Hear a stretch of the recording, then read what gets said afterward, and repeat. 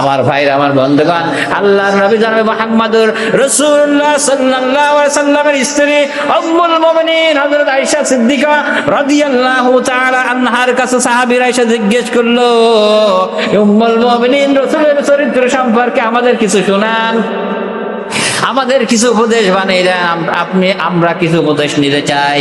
হযরত আয়েশা সিদ্দিকা রাদিয়াল্লাহু তাআলা আনহা বলেছিলেন, ওগো সাহাবীরা, তোমরা কি কোরআন পড়ো নাই? সাহাবীরা বলল, হ্যাঁ, আমরা কোরআন পড়েছি। আল্লাহর নবীর স্ত্রী হযরত আয়েশা সিদ্দিকা রাদিয়াল্লাহু তাআলা আনহা বললেন, ওগো সাহাবীরা, তাহলে রাসূলের চরিত্র জানার কেন, চরিত্র জানার জন্য আমার কাছে এসে তো যে কোরআন, ওইটা হলো নবী পাক সাল্লাল্লাহু আলাইহি সাল্লামের চরিত্র। জোরে কোন সুবহানাল্লাহ, আরো জোরে বলুন সুবহানাল্লাহ। তাহলে এখানে আয়েশা সিদ্দিকা কি বললেন? উম্মুল মুমিনিন বললেন যে রাসূলের চরিত্র হলো কোরআন। আল্লাহ নবীর স্ত্রী হযরত আয়েশা সিদ্দিকা বললেন, ওগো সাহাবীরা, তোমরা যে কোরআনুল কারীম দেখো, এই কোরআনটা হলো পাতায় লিপিবদ্ধ কোরআন। এই কোরআনটা হলো হাঁটাফেরা, চলাফেরা করতে পারে না, নড়াচড়া করতে পারে না। আর তোমরা যদি জীবন্ত কোরআন দেখতে চাও, চলন্তমান কোরআন দেখতে চাও, তো নবী পাক সাল্লাল্লাহু আলাইহি সাল্লামের দিকে তাকিয়ে দেখো, এইটা হলো 30 পারা কোরআন। জোরে কোন সুবহানাল্লাহ। তাহলে সেই নবীর উম্মত আমি হলাম, সেই নবীর উম্মত আপনি হলেন। হওয়ার পরে মারা যাওয়ার পরে আপনার জন্য 40 করবে কিংবা 3 দিনে খানা দেবে, 5 গ্রামের লোক ডেকে এনে খাওয়াই দেওয়া হবে। আপনি এদিকে কোরআন মানলেন না, কোরআনের ধার ধারলেন না, ইসলামের বিধিবিধান মেনে চললেন না। আমার বন্ধুগণ, যখন আপনাকে 1, 2, 3টে গরু জবাই করে খানা দেওয়া হবে, এতে কোনো উপকার হবে কিনা? হবে? আমার বন্ধুগণ, যে মানুষের পেট ভরবে। আমার বন্ধুরা, আমার ভাইরা, এই জন্য বলছিলাম, ভাইরা, আপনার ওই ছেলের ভরসা করবেন না, মেয়ের ভরসা করবেন না। আপনি নিজে যে ইনকাম করেছেন, এর দ্বারা আপনি কি উপার্জন করতে পারতেছেন, আখিরাতের কি সঞ্চয় করতে পারতেছেন, এইটা আপনার আর আমার দেখার প্রয়োজন আছে না নাই? আছে? আমার ভাইরা, আমার বন্ধুগণ, আপনি মারা যাবেন, আমি মারা যাব, আমার 100 বিঘা জমি আছে, আমার বন্ধুগণ আপনার 500 বিঘা জমি আছে। ওই ছেলেরা মনে করবে কি তাড়াতাড়ি করে আব্বার যার মাটি দিতে পারলে বাসে, এইবার 3 দিন যেতে না যেতে জমি জমা ভাগ পট্টা করবে। আপনার কথার মনে থাকবে না? থাকবে? আপনার কথা মনে থাকবে? আপনার কথা মনে থাকবে, আপনার স্মরণ করবে। এই যে 5 ওয়াক্ত নামাজ আপনার কাছে, মাথার কাছে থাকবে। আপনি যে কোরআন তিলাওয়াত করেছেন, কোরআন বিধিবিধান মেনে চলেছেন, কোরআন আপনার জন্য সুপারিশ করবে। রমজান মাসে রোজা রেখেছেন, রোজা আপনার জন্য সুপারিশ করবে। আমার বন্ধুগণ, ওখানে কারো সুপারিশ কাজ হবে না, কিন্তু যেগুলো আপনার জন্য সুপারিশ করবে, ওইগুলো আপনি মাইনাস করে চললেন, আর আমি মাইনাস করে চললাম। ঠিক কিনা? বাস্তব মিলে নেন, যেগুলো আপনার জন্য, আমার জন্য সুপারিশ করবে, সেইগুলো আমরা মাইনাস করে চললাম, আর যেগুলো আমার জন্য সুপারিশ করবে না, সেইগুলো আমরা নিয়ে মাতামাতি করি। ঠিক কিনা বলেন? হ্যাঁ, আমার ভাই, আমার বন্ধু, তাই বলতেছি যে আজকে যার বয়স 80-90 হয়ে গেছে, আপনারা মনে করতে পারেন যে আমি এখন কোরআন কি পড়তে পারি, এখনকার স্কুলে যাওয়া যায়, আর এখন গেলে সবার সামনে গেলে যদি জিজ্ঞেস করে আলিফ বা তা সা পড়ো, তখন প্রেস্টিজের ব্যাপার, এটা মনে করে না? আছে না নাই? আমার বন্ধুরা, তাদের কাছে আমি প্রশ্ন করি, এখানে যারা আসছেন যে মসজিদে জমায়, কমপক্ষে কারোর না কারোর 3 বিঘা, 4 বিঘা, 5 বিঘা, 10 বিঘা জমি আছে না নাই? আছে না নাই?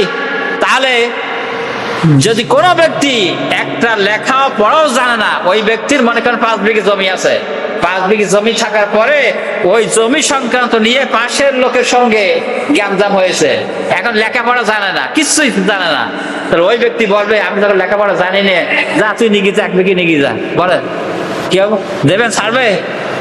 আপনার বলেন, বুঝতে পারছেন কথা? ছাড়বে? তার ওই লোক কি করবে? জানি না যখন যাবে না, ওই কাগজপাতি ধরে ধরে নিজের কাছে যাবে। কার কাছে যাবে? উকিলের কাছে যাবে। কি যে জমি যাকে বোঝে তার কাছে যাবে না? যাবে না?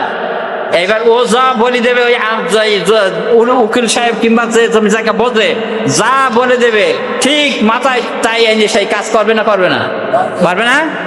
এই ক্ষেত্রে যদি আপনার 1 বিঘি জমি, 10 কাঠা জমি, 5 কাঠা জমি মাইনাস করতে না চান, তখন যদি আপনার এর পিছনে 1000 টাকা খরচ করতে হয়, তাও করবেন। এমনকি যদি ওই ব্যক্তি জোর দখল করে আসে, আপনিও কাঁচা মারবেন না? মারবেন না? মারবে না? কাঁচা মারবে না? তাহলে ওই ব্যক্তি, আপনি যখন কাঁচা মারলেন, লেখাপড়া জানেন না, তাহলে এই ব্যক্তি আপনি বলেন কি করে যে আমার বয়স এখন 80 বছর হয়ে গেছে, আমি এখন কোরআন শিখার বয়স নেই? হ্যাঁ, কোরআন শিখার বয়স এখন নেই, এই কথা বললে আল্লাহকে ছাড় দেবে? দেবে? ফেরেশতারা কি আগে কি সুন্দর দিন কাটাইতাম আমরা, আগে কি সুন্দর দিন কাটাইতাম, আগে কি সুন্দর দিন কাটাইতাম আমরা, আগে কি সুন্দর দিন কাটাইতাম। এলাকার ছেলে মেয়ে সকালবেলা নাস্তা খেয়ে, এলাকার ছেলে মেয়ে সকালবেলা নাস্তা খেয়ে আমপারা আর কায়দা নিয়ে বক্তব্যে যাইতাম। কারোর বুকে থাকি তো আল কোরআন, কারোর বুকে থাকি তো আল কোরআন। আগে কি সুন্দর দিন কাটাইতাম আমরা, আগে কি সুন্দর দিন কাটাইতাম। বলে ঠিক কিনা? আপনাদের আমাদের বয়সে দেখেন, সেই যখন ছোটবেলায় ছিলেন ওই সময় কি বক্তব্য ডাকতো না? আপনারা পায়জামা পরে প্যান্ট পরে একটা আম পাড়া নিয়ে ছোট দিতাম, ঠিক কিনা? ধরে না, আমরা পড়েছি এক বারান্দায় পড়াশোনা করেছি আলিফ বা তা। এখন তো আলিফ বা তা সা, তখন পড়েছে আলিফ বে তে সে, এর পড়াছে না আগে যারা দেখেন। এইরকম ভাবে আমরা তখন শিখেছি।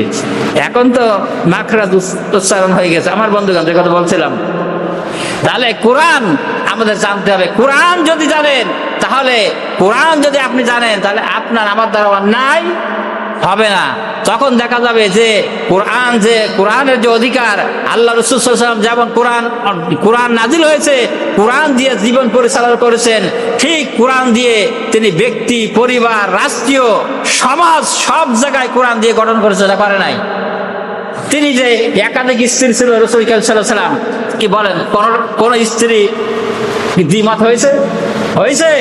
তার কারণ কোরআনের যে শিক্ষানীতি তিনি পরিবারে গঠন করেছেন। আজকের আমাদের পরিবারে যদি কারো 2 বউ থাকে, 3 বউ থাকে, তাই একটা রেখে আমেরিকায়, একটা রেখে সুইজারল্যান্ডে, ঠিক কিনা? আর যদি এক জায়গায় রাখে, তাহলে মানে আগুন আর তেল ফায়ার হয়ে যায়, আগুনের মতো এরকম হয় না, আগুন জ্বলিয়ে ওঠে, ঠিক কিনা? এক জায়গায় থাকতে চায় না। আমার বন্ধুগণ, এইরকম পরিস্থিতি। তার কারণ হলো কোরআন আপনার আমাদের ভিতরে আজকের নাই। আজকে দেন বিয়ে করতে যায়, ছেলে মেয়েরা বিয়ে করতে যায়, আপনার মেয়ে আপনার ছেলে বিয়ে দেন, বিয়ে দেওয়ার সময় দেখা যায় যে আপনার